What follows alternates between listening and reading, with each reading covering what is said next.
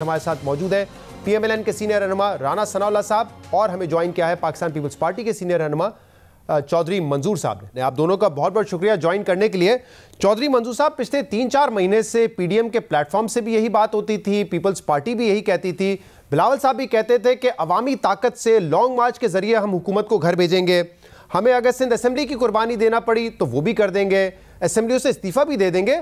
लेकिन अब एक चेंज इन पोजीशन है। अब बिलावल भुट्टो साहब कह रहे हैं कि वाहिद रास्ता हुकूमत को जो घर भेजने का है वो है वोट ऑफ नो कॉन्फिडेंस के जरिए। ये जमहूरी और आईनी तरीका है और इसी को इस्तेमाल करना चाहिए। और वो कह रहे हैं कि हम पीडीएम के लोगों को भी कायल करेंगे कि यही रास्ता अपनाया जाए। क्या वजह है? पहले कहा जा रहा था कि इनकलाबी तरीके से हुकूमत को हटाएंगे, अब आप पार्लियामेंट के जरिए हटाना चाहते हैं। नहीं, कोई इनकलाबी और गैर इनकलाबी तरीका नहीं है। देखिए, मैं एक तहरीकों का तालिब इल्म हूं, आलमी दुनिया के सारे रेवोल्यूशंस पढ़े हैं, तो तहरीकों के अंदर मुख्तलिफ फेजेस आती हैं। तहरीकें सीधी लकीर में नहीं चला करती कि बिल्कुल ऐसे ऊपर चली जाएंगी, उसमें अप्स एंड डाउन्स भी आते हैं और वो हालात व वाक़यात के मुताबिक होता है। लेकिन जहां तक ये है कि हम अपनी स्ट्रेटजी के मुताबिक जा रहे हैं। पहले कहा था कि जलसे करेंगे, फिर रैलियां करेंगे, जुलूस करेंगे, फिर उसके बाद शटर डाउन, पहिया जाम, ये नो कॉन्फिडेंस, और उसके बाद अगर इस्तीफों की जरूरत पड़ी तो वो भी देंगे। और इस पे हम बिल्कुल खड़े हैं, तैयार खड़े हैं। वो आखिरी ऑप्शन है। ये अलबत्ता दुरुस्त था कि हुकूमत और मीडिया का प्रेशर आ गया कि ये आखिरी ऑप्शन आप पहले इस्तेमाल करें, तो वो कैसे हम इस्तेमाल करते? ये मीडिया का प्रेशर था जिसकी वजह से इस्तीफों पे बात हो रही थी और सिंध असेंबली की कुर्बानी की बात हो रही थी। नहीं, प्रेशर तो वो तो हम आज भी तैयार हैं, उसमें कौन सी गलत बात है। अगर जरूरत पड़ी जिस तरह से लिखा हुआ है तो वो, लेकिन उससे पहले हम सारे ऑप्शंस इस्तेमाल करेंगे। और मेरे ख्याल के मुताबिक तो शायद किसी की जरूरत ही ना पड़े, नो कॉन्फिडेंस की भी जरूरत ना पड़े। ये इलेक्शन कमीशन वाला फैसला आ जाए, उसके बाद क्या जरूरत रह जाएगी? या इलेक्शन कमीशन का फैसला आ जाए या 31 जनवरी से पहले इमरान खान साहब अपना इस्तीफा जो है वो टीसीएस करवा दे आप लोगों को। नहीं, मेरा ख्याल है वो उसकी जरूरत ही नहीं रह जाएगी, सारा कुछ टीसीएस हो जाएगा, फिर क्या जरूरत रह जाएगी? वो तो ओपन एंड शट केस। अच्छा, लेकिन चौधरी साहब, जब तहरीकों में फेज आप कहते हैं कि मुख्तलिफ आते हैं और आप अपने तौर तरीके चेंज करते हैं, अपनी स्ट्रैटेजी को तब्दील करते हैं, तो इसीलिए तब्दील करते हैं ना कि जो हिकमत अमली आप पे चल रहे होते हैं उसमें कामयाबी नहीं नजर आ रही होती, इसलिए आप अपनी स्ट्रैटेजी को चेंज करते हैं। तो आपको लगता था कि ये इस्तीफे देना इस वक्त मायने खेज नहीं होगा इतना, और इसीलिए इस स्ट्रैटेजी को चेंज किया गया। ये भी होता है कि आप अपने पहले फेज पे कामयाबी हासिल करते हैं और उसके बाद स्ट्रेटजी चेंज कर लेते हैं, इसमें कोई हर्ज नहीं। तो इस मर्तबा क्या वजह हुई? क्योंकि असेंबली से इस्तीफे की जो बात थी उसको अब आप तब्दील करके ले आए हैं कि हम वोट ऑफ नो कॉन्फिडेंस के जरिए हुकूमत को हटाएंगे। नहीं, पहले गेयर से दूसरा गेयर भी लग जाता है और कभी कभार तीसरा गेयर भी लगा दिया जाता है। ये तो हालातों वाकयात पे होता है। और कभी दोबारा तीसरे से दूसरे में भी आना पड़ता है जब गाड़ी की रफ्तार स्लो हो जाए तो।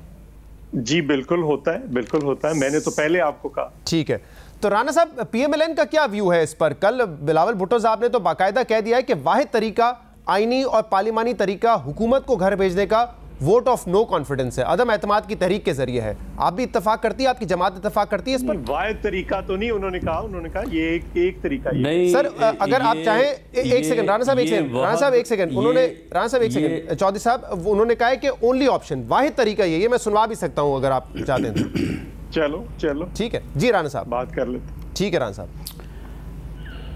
देखें, मामला ये है कि इस वक्त अदालती तरीक़ाकार की भी बिलावल भुट्टो ज़रदारी साहब ने बात की है और उन्होंने नो कॉन्फिडेंस की भी बात की है। ये भी रास्ता है, ये वहाद या सिर्फ़ और सिर्फ रास्ता नहीं है। हाँ। ये भी रास्ता है। और जहाँ तक इस्तीफ़ों की बात है तो देखें, इस्तीफ़े जो है वो दरअसल 20 सितंबर को जब बात हुई थी, मैं उस मीटिंग में मौजूद था जी। उस वक्त भी इसके ऊपर बात हुई थी कि ये आखिरी ऑप्शन होगा।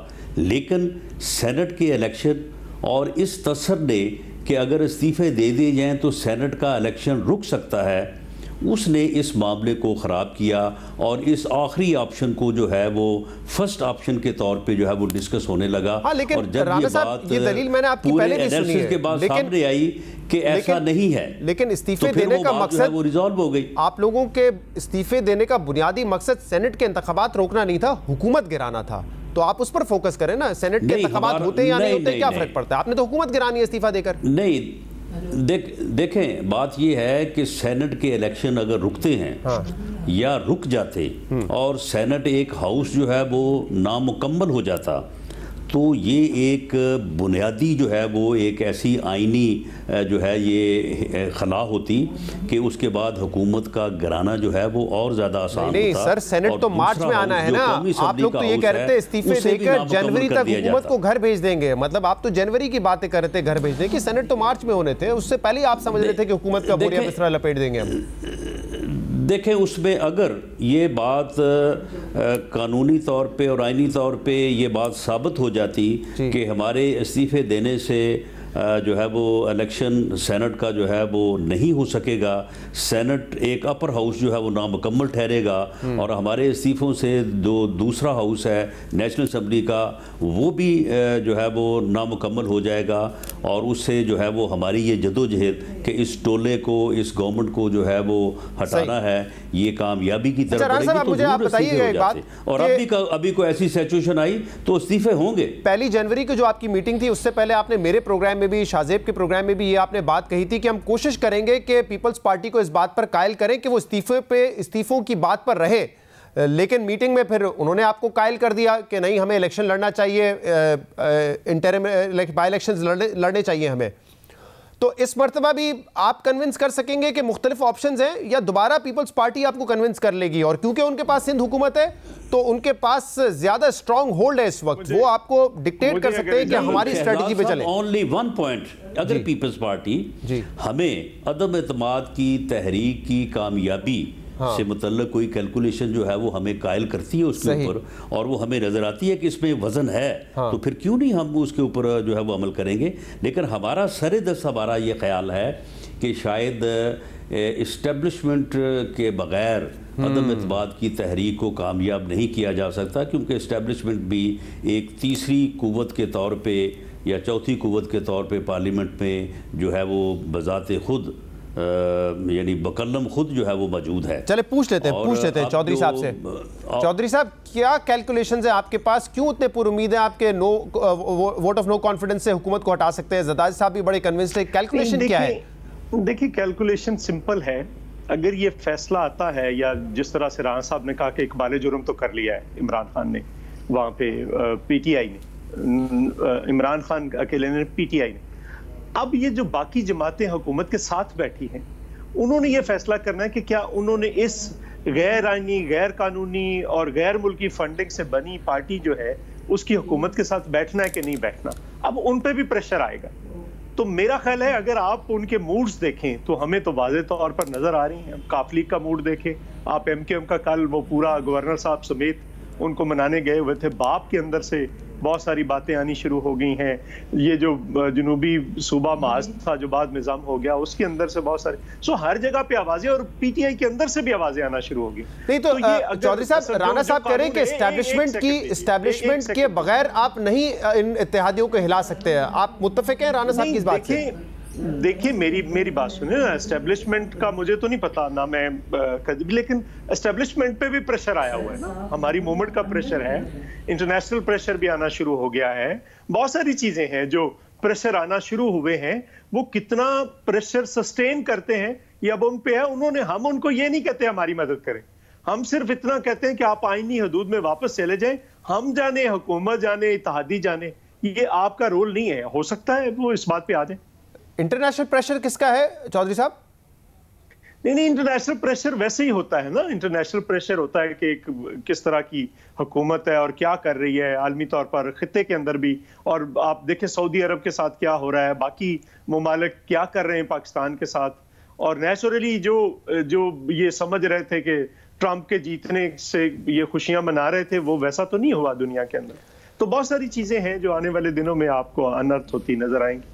तो आपको लगता है कि ये इत्तेहादी जो हैं, आप इनको अच्छे तरीके से जानते हैं, सियासत आप एक अरसे से कर रहे हैं, आपके ख्याल में एक तो वैसे ही हुकूमत छोड़ना, इक़्तिदार छोड़ना कोई आसान बात नहीं होती, और ऊपर से इन जमातों के हवाले से तो तासुर यही है कि ये खुद फैसला नहीं करते, ये किसी के कहने पे फैसला करते हैं। तो फिर क्या उम्मीद है आपको कि गैर कानूनी फंडिंग तस्लीम कर ली है तो ये जमातें जो हैं इक़्तिदार से हटके ऑपोजिशन में आ जाएंगी? मैं गुजारिश करता हूँ, सीरियस एमकेएम की पॉलिटिक्स का नाउ और नेवर वाली बात है सेंसस के ऊपर, मर्दमशुमारी के ऊपर। या उसने सियासत में जिंदा रहना है कराची में या नहीं रहना। अगर इस हुकूमत के साथ बैठती है तो वो सियासत से फारग हो जाएगी, फिर बाकी लोग जगह ले लेंगे। मुस्तफा कमाल हैं, बाकी लोग हैं, वो प्रेशर बढ़ रहा है उन पे। वो सिर्फ ये नहीं है कि उन्होंने एस्टेब्लिश, इसी तरह से काफ लीग के ऊपर भी प्रेशर बढ़ रहा है। तो ये बहुत सारी जो इंटरनल प्रेशर्स हैं वो भी फैसला करेंगे कि उन्होंने बतौर सियासी जमातें जिंदा भी रहना कि नहीं रहना। सही। तो ये चीजें भी आने वाले दिनों में तो राणा साहब ये कैलकुलेशन कुछ कैलकुलेशंस का जिक्र तो मंजूर साहब ने कर दिया, अपना तज्जिया भी इन्होंने पेश कर दिया है। अभी भी आप अपने ही पॉइंट पर खड़े हुए हैं कि नहीं, एस्टैब्लिशमेंट के बगैर ये हो नहीं सकता, या मुत्तफिक हैं आप चौधरी साहब की बात से? नहीं देखें शहजाद साहब, जो आपने बात की है, जो कैलकुलेशन एस्पेक्ट कर रहे हैं चौधरी मंजूर साहब, ये देखें ये ऐसी सूरत हाल है कि ये रोज़ के रोज़ जो है वो बदल सकती है। अब अगर कल को इन जमातों को ये मालूम हो कि ये गैर कानूनी फंडिंग का जिसका एतराफ़ हुआ है, ब्रॉडशीट कंपनी से कमीशन मांगने का मामला जो है वो साबित हुआ है, तो जो ये इस फिर हुकूमत की और इस टोले की जो सूरत हाल सामने आती है, तो उससे वो लोग जो है वो अपने फैसले के ऊपर नज़रसानी कर सकते हैं।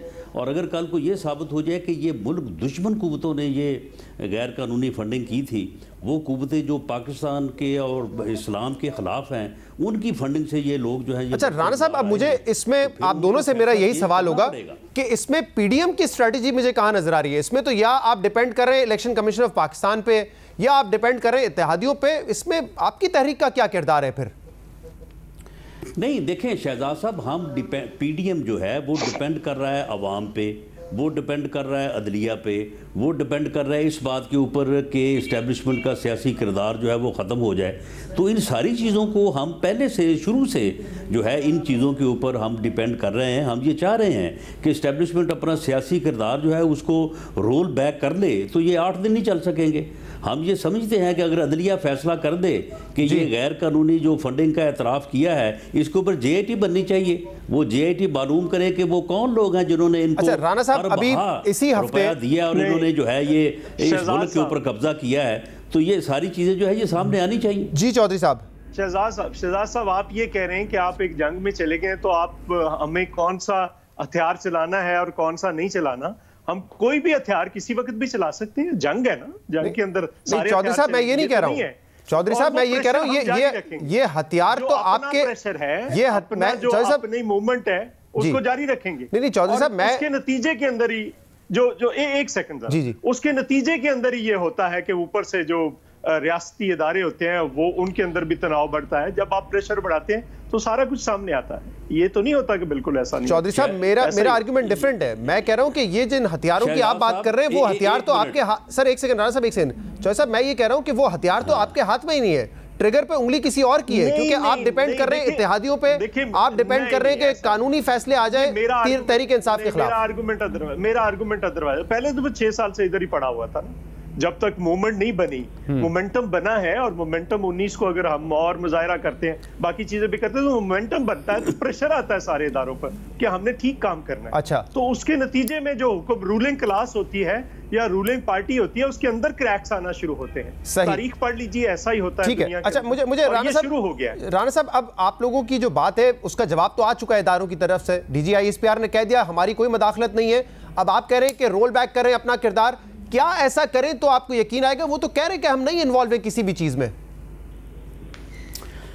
देखें जिस दिन ये चीज़ें जो हैं इन पे अमल दरामद हुआ, जिस दिन ये चीज़ें जो हैं वो सही अंदाज में जो है वो सेटल हुई, तो सारी दुनिया को नज़र आ जाएगा, आपको हमसे पहले नज़र आ जाएगा। और आपने बात की है हथियार की, अगर ये फैसला आ जाता है जो कि आना चाहिए और आएगा, उस फैसले को रोका नहीं जा सकता। अब इस एतराफ़ को जो उन्होंने किया है कि हम गैर कानूनी फंडिंग लेते रहे हैं, ये मुल्क दुश्मन कुव्वतों से ली है या किस से ली है, ये अब छुपाया नहीं जा सकता। अगर ये हो जाता है तो हमारा या PDM का सबसे मौसर हथियार तो आप होंगे। अब देखिए राणा साहब, अभी जो है 3 दिन में इनको इस हाल को पहुंचा देगा कि ये खुद इस्तीफे देके भाग जाएंगे। अच्छा राणा साहब, अब आप देखें, अभी आप कह रहे थे कि सितंबर में हमें कोई और एडवाइस मिली थी वुकला की जानिब से, सेनेट इंतखाबात के हवाले से, फिर कोई और एडवाइस मिली, हमें स्ट्रैटेजी चेंज करनी पड़ी। मैं पहले ही आपको बता दूं, उस पर कानूनी राय भी ये है और बड़ा क्लियर है, 212 जो इलेक्शन एक्ट ऑफ 2017 है कि जो पार्टी को डिसॉल्व करना, पार्टी को बैन करने का इख्तियार है, वो है फेडरल हुकूमत के पास। यानी कि अगर उनकी ये फंडिंग गैर कानूनी प्रोहिबिटेड डिक्लेयर भी हो जाती है तो वफाकी हुकूमत ने फैसला करना है कि कौन सी पार्टी बैन होगी, कौन सी पार्टी फॉरेन फंडेड एडेड है। तो तहरीक हुकूमत अपनी पार्टी को तो बैन नहीं करेगी। दावे से कहता हूं, मैं शहजाद इकबाल दावे से कहता हूं कि अगर इनकी ये फंडिंग जो कि गैर कानूनी ये खुद मान गए, अगर ये डिक्लेयर होती है, ये वफाकी हुकूमत जो है ये खुद को डिसॉल्व करे ही करे, ये रुक नहीं सकती। अच्छा, ये रह नहीं सकती। ये मतलब इमरान खान पीटीआई को बैन कर देंगे जो है, ये अपने हाथों, बिल्कुल अपने हाथों ये बैन करेंगे। इनको करना पड़ेगा। ये ऐसे नहीं हो सकेगा कि ये सारा कुछ सामने आ जाए। एक सवाल आपसे चौधरी साहब, हम नहीं करेंगे। जी प्लीज प्लीज। जी चौधरी साहब, आपको भी लगता है कि इमरान खान खुद अपनी पार्टी को ही बैन कर देंगे?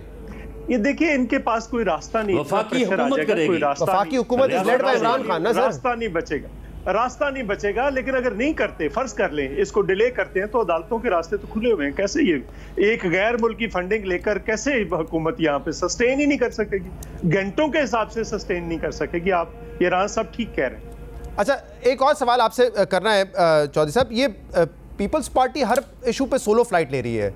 बाई इलेक्शन लड़ने ये फैसला आपने पहले किया? नहीं सर, मैं अगर सवाल मुकम्मल कर लूँ उसके बाद जवाब दीजिएगा प्लीज।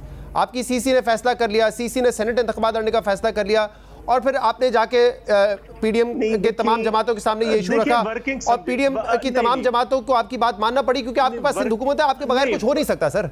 नहीं, वर्किंग समझ लें। इत्तेहाद की हर जमात की अपनी राय है। हम अपनी राय लेकर इत्तेहाद में जाते हैं, वहां पे बहस होती है, जो ठीक राय होती है उसको मान लिया जाता है। तो ये आप वर्किंग समझे, एक पार्टी की वर्किंग नहीं है।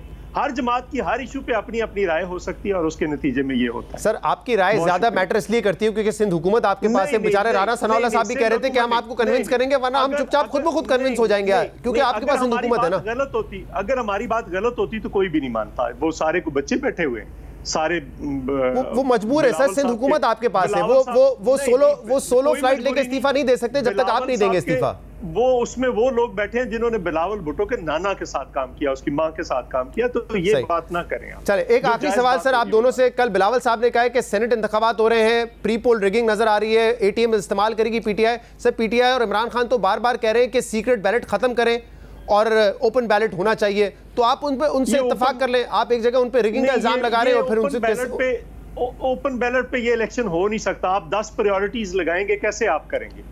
सर, आप पार्लियामेंट में बैठ के डिस्कस कर सकते हैं। बात सुन लेना जरा, बात सुन। जी। ये जो पहला मरला ये नहीं हो सकता ओपन बैलेट पे। हाँ, आखिरी हो सकता है, सेनेट के चेयरमैन का हो सकता है, ये हो ही नहीं सकता। ये पाकिस्तान बार काउंसिल और सेनेट का इलेक्शन ऐसा है जो ट्रांसफरेबल वोट है, उसको आप कैसे ट्रांसफर करेंगे? तो फिर ये चार्टर ऑफ डेमोक्रेसी में मियां मोहम्मद नवाज शरीफ और मोहतरमा बेनजीर भुट्टो ने सोचे समझे बगैर, किसी से मशवरा लिए बगैर ये कह दिया था कि सेनेट के इंतखाबात हम जो है वो ओपन बैलेट से कराएंगे, सीक्रेट बैलेट से नहीं कराएंगे। सेनेट के इंतखाबात जो हैं वो सेनेट चेयरमैन की बात हो रही। नहीं, सेनेट इंतखाबात की बात की थी उन्होंने। सेनेट चेयरमैन में कौन सा पैसा लग रहा है? सेनेट इंतखाबात होते हैं सर, हॉर्स ट्रेडिंग को रोकने के लिए, पैसा ना चले ये रोकने के लिए। मेरी बात सुन ले, प्राइम मिनिस्टर का इलेक्शन ओपन बैलेट से होता है ना, तो सेनेट के चेयरमैन का भी ऐसे होना चाहिए। ये उसमें कोई दूसरी गलत बात नहीं। तो मिसाके जमहूरियत में सिर्फ चेयरमैन सेनेट के इलेक्शन की बात की थी, जो सीक्रेट बैलेट से नहीं होगा। इंतखाबात की बात हो रही है ना, सेनेट। अच्छा जी, राना साहब आप फरमा दीजिएगा इस पे। जी, मैं समझता हूँ कि ये हो सकता है और इसे होना भी चाहिए, लेकिन इसके लिए आइन में अमेंडमेंट की ज़रूरत है। और ये जिस तरह से गवर्नमेंट करने जा रही है, ये तरीक़ाकार गलत है, हम इसके मुखालिफ हैं। ये आइनी अमेंडमेंट जो है वो लेके आए पार्लियामेंट में, वहाँ पे देखा जाएगा।